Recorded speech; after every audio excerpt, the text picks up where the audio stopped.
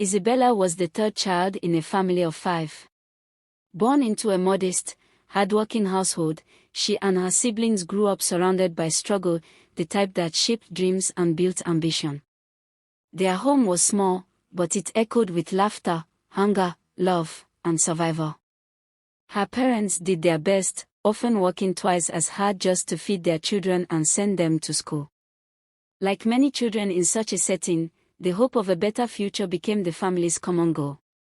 Her siblings dreamed big, one wanted to be a doctor, another an engineer, another a pilot. Her younger sister even fantasized about becoming a famous fashion designer. But Isabella's dreams didn't follow the same path. Isabella believed she wasn't born to suffer. "I was born for soft life," she'd often say, staring at the pictures and videos of luxury, beauty, and romance on her elder brother's smartphone. To her, success wasn't about long hours of work or academic excellence. It was about looking beautiful, being adored, living in luxury, and getting all the good things life had to offer: wealth, peace, admiration, and above all, freedom from lack.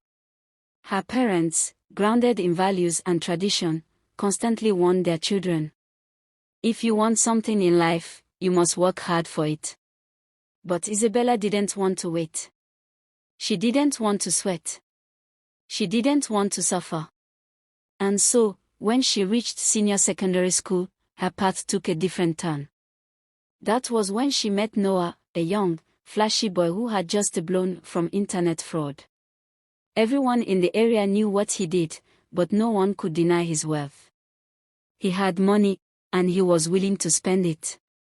Noah showered Isabella with everything she had ever dreamed of: expensive clothes, designer bags, luxury makeup kits, human hair wigs, and flashy shoes. The other girls envied her. The boys admired her. And Isabella? She finally felt like she was becoming the woman she saw on her brother's phone screen. Her parents were heartbroken.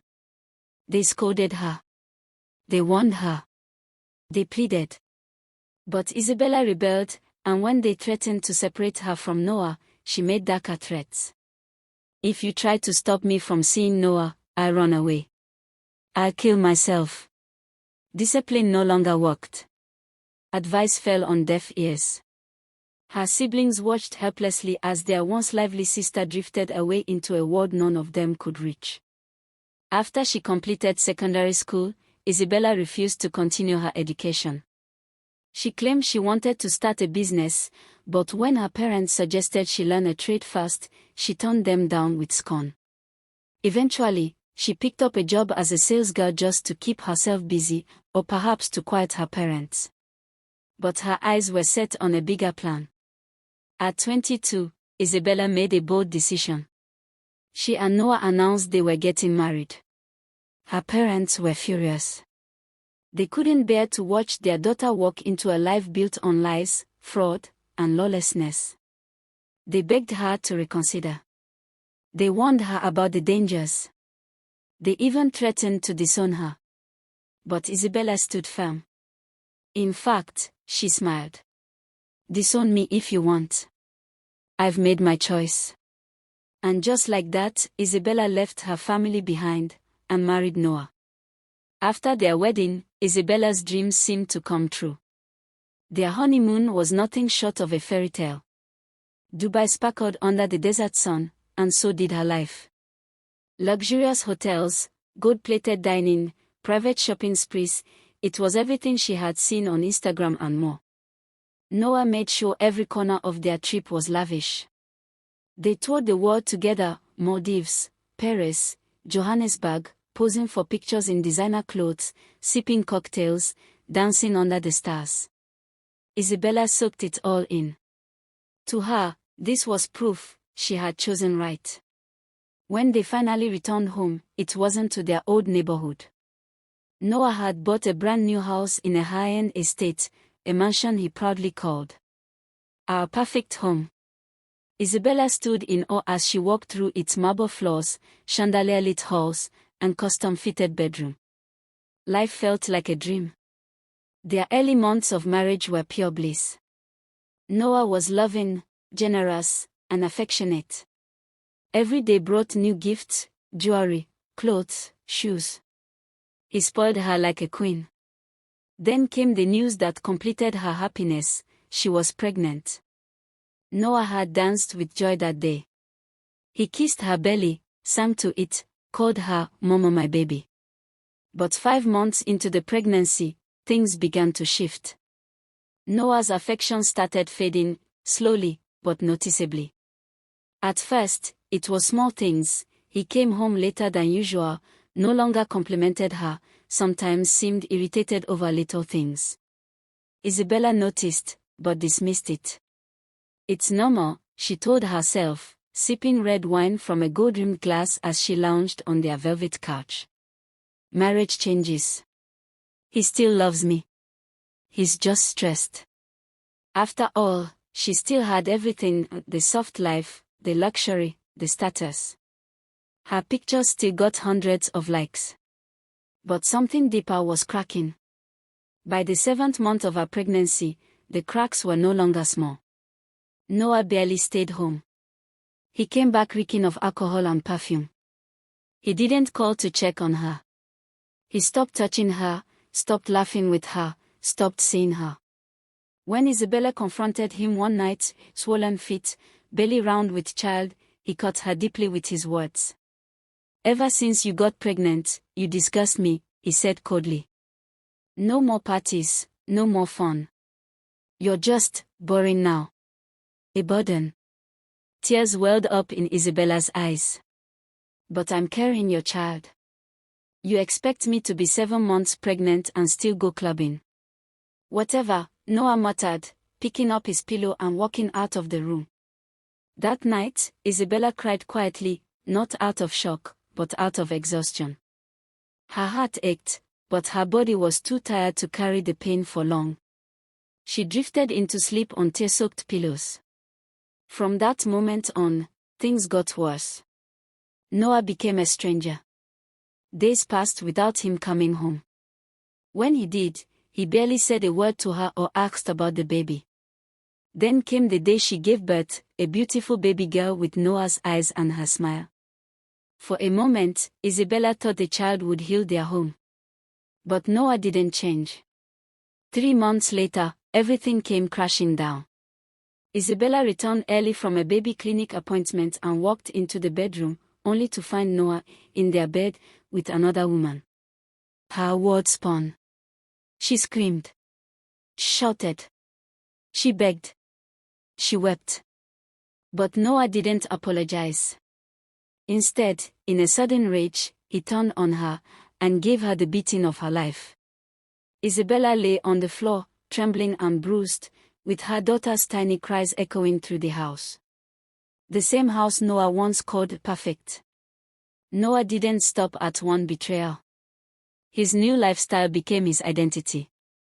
Different women filled the house almost every day: models, slay queens, and socialites, all flaunting beauty and pride, all knowing Isabella lived in the same house but treating her like a stranger.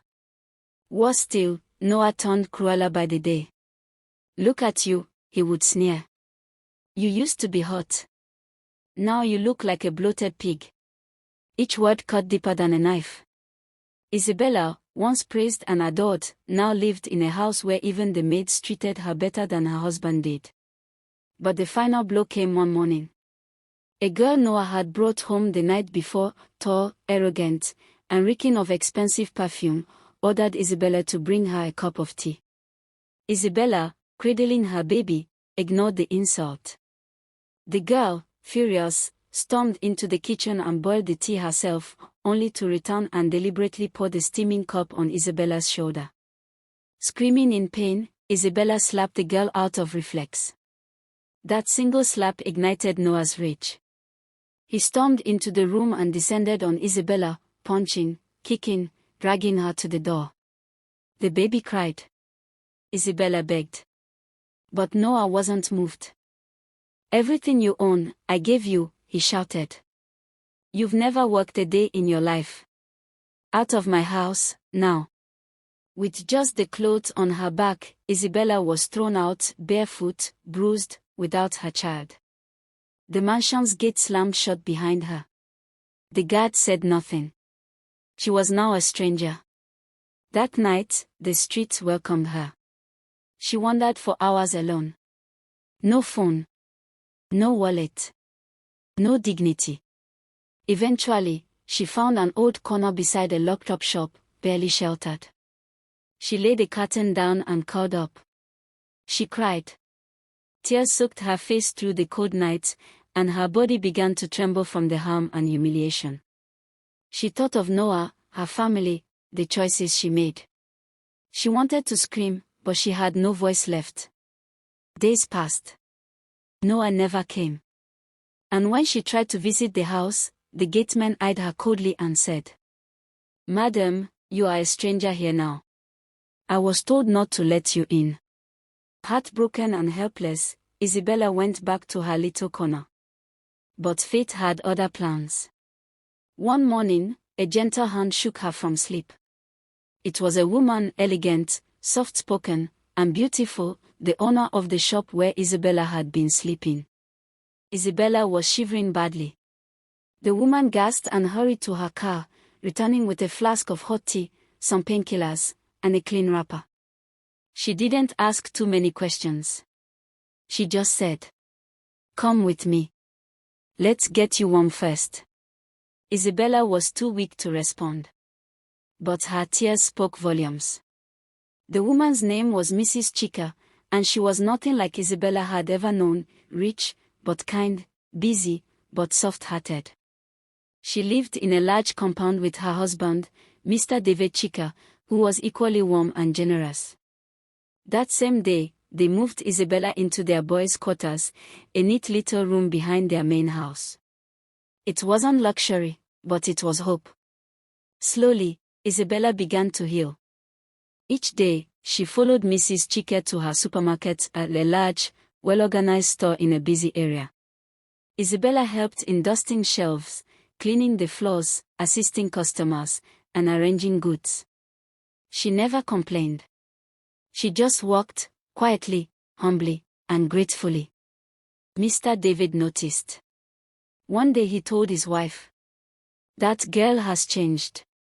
I see her pain, but I also see her determination.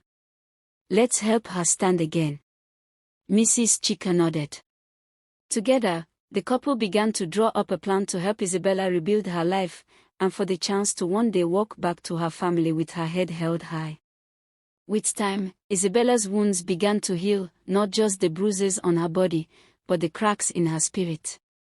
Mrs. Chica and Mr. David had become more than just her helpers, they became her guardian angels. One evening, while they were having dinner together, Mrs. Chica gently asked, "Isabella, what do you love to do? What do you want for your life now?" Isabella paused, then smiled faintly. "I've always wanted to run my own business. A wine and drink shop. Something classy." The couple exchanged a look, the kind that said, "Let's help her get there." Within days, they provided her with startup capital, and helped her register the business. Mr. David even linked her up with a distributor friend of his. Soon, Isabella opened her own shop, a cozy but elegant wine and drink store in a high-traffic area. And before long, customers began flowing in. The money started coming. She began to glow again, not just physically, but mentally. She dressed well, walked with confidence, smiled more. Her Instagram page came back to life, and her past, the streets, the betrayal, the heartbreak, began to fade into memory. Eventually, she rented her own apartment and moved out of the boys' quarters. Life was good again. Men came. They flirted, chased, and begged for her attention. But Isabella turned them all down. "No one can treat me the way Mr. David treats his wife," she would tell herself, biting her lip as she watched him help his wife carry groceries or fix the car. But somewhere deep down, Isabella didn't just admire Mr. David. She wanted him. And not just the version of him that smiled in public. She wanted the whole man. His attention. His strength. His comfort. His home. So she began to plot. First, subtle gestures, extra hugs, prolonged eye contact, late-night calls pretending to ask for business advice.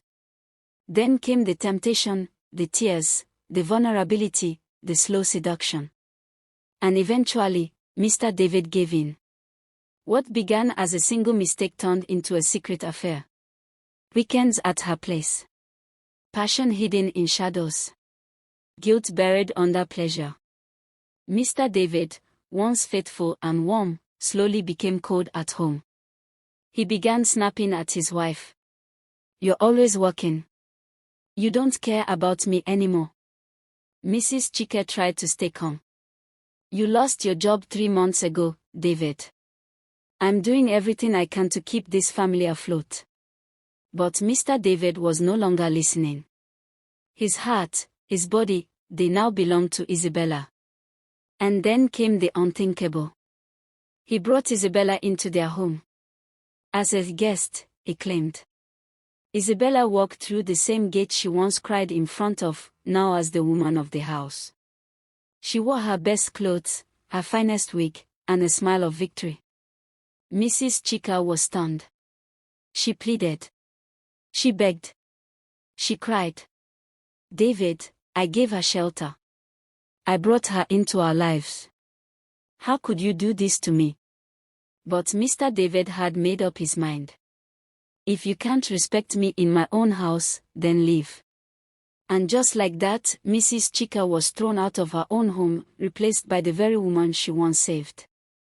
Isabella stood by the window that night, sipping red wine, watching the gate close behind the woman who gave her everything.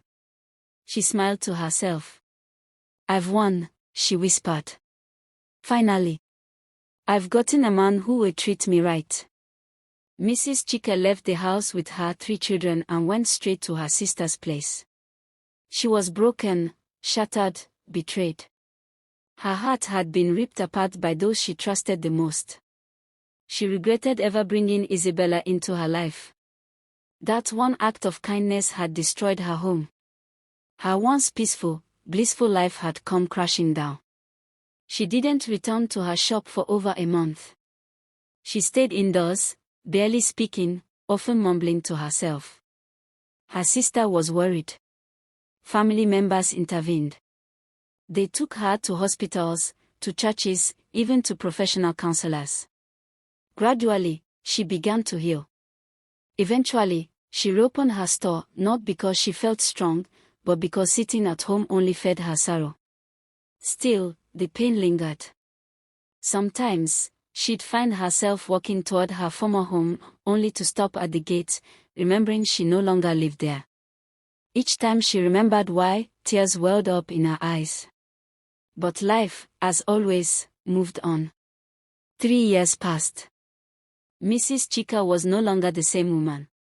She had fully recovered, emotionally and mentally. Her focus was now her business and her children.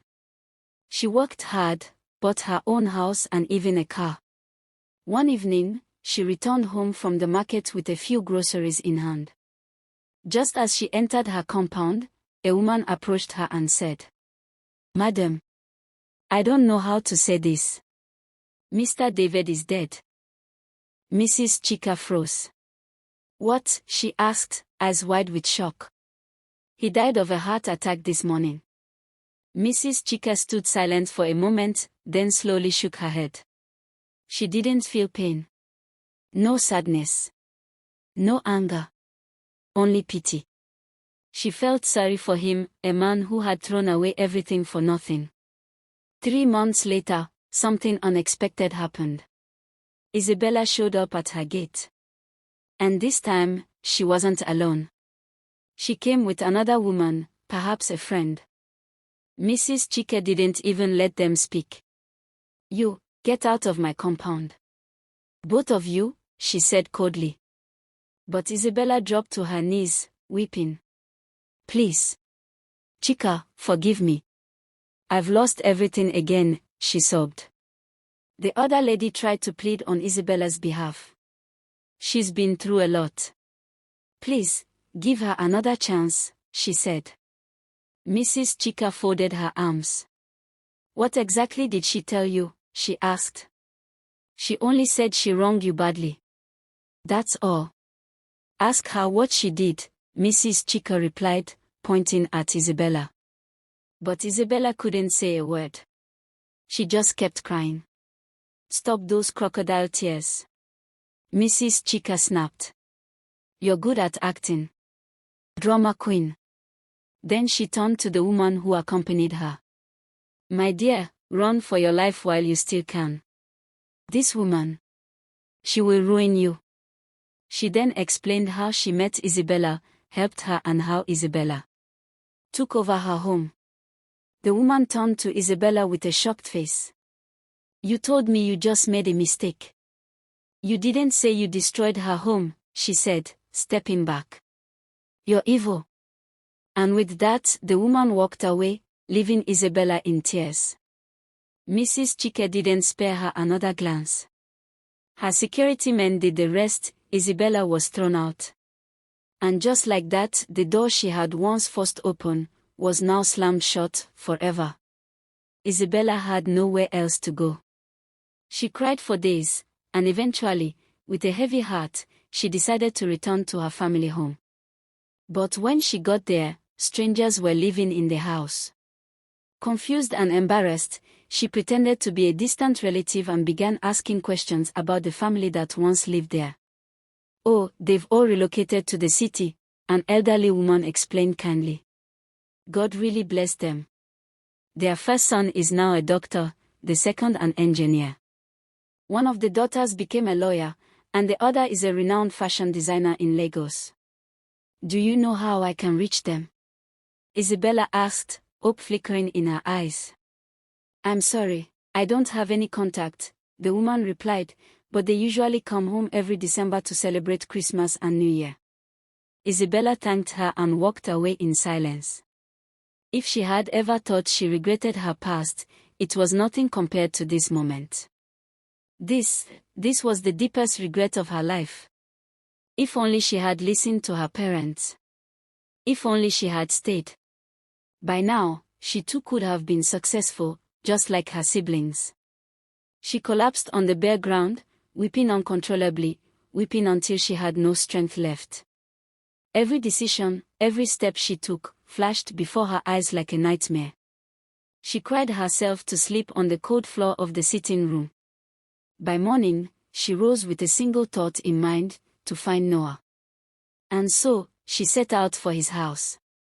The next morning, Isabella made her way to Noah's old house.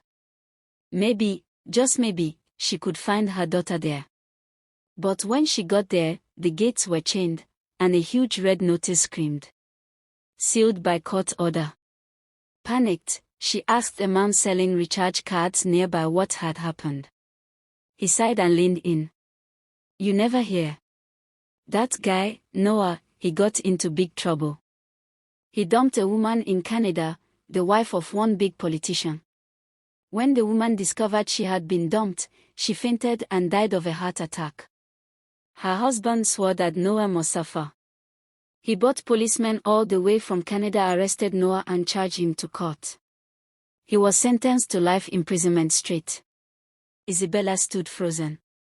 Her ears were ringing. But, his daughter, my child. Where is she? She whispered. The man looked at her solemnly. People say one of the girlfriends pushed the small girl from staircase. She died instantly. So sad. Her knees buckled. She collapsed right there on the street. At the hospital, she woke up alone. No friends. No family. No child. No Noah. No future.